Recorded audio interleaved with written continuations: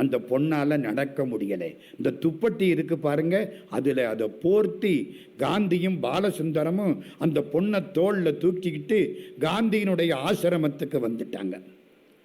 ஆசிரமத்தில் கொண்டாந்து படுக்க வச்சாச்சு. அந்த பொண்ணு மலங்க மலங்க பார்க்குது. காந்தி நிற்கிறார், பாலசுந்தரம் பல பேர் சுற்றி நிற்கிறாங்க. காந்திக்கு கண்ணீர் வருது. 13 வயசு இல்லை 14 வயசு, மலர்ந்தும் மலராத பருவம், சாகப்போகுது நம்மளால.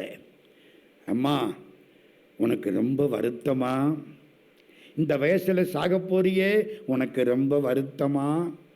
ஆமாம் காந்திஜி, எனக்கு வருத்தம். எதனால் வருத்தம்? 13 வயசுல அநியாயமா இறக்க போறமேன்னு வருத்தமா?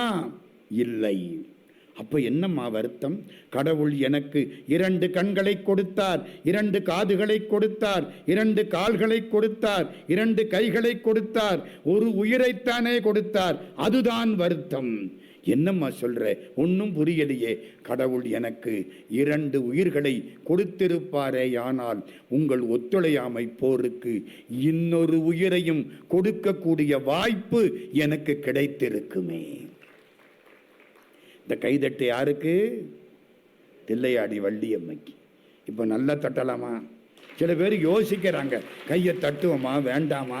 இந்த பாருங்க, இப்படி கையை தட்டினா ஹார்ட் அட்டாக்கே வராது. சில பேர் காலையில் மேலே மாடியில் நின்றுக்கிட்டு கையை தட்டுவாங்க, பார்த்துருக்கீங்களா? நல்லா தட்டணும், தட்டுனா ஹார்ட் அட்டாக் வராது. என்ன டாக்டருக்கு பொழப்பு போயிடும். போயிட்டு போகுதே.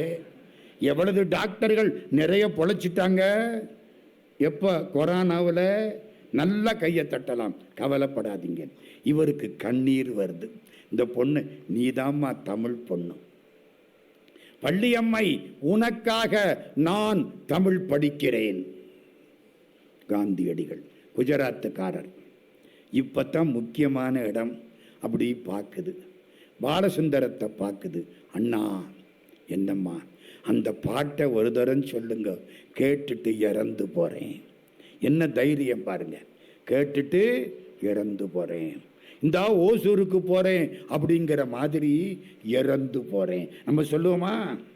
வீட்டு வாசலில் பணம் போனால் கூட வீட்டை கழுவி விடுறான் யமதர்மராஜா, நம்ம வீட்டுக்குள்ளே வந்துடப்படாது.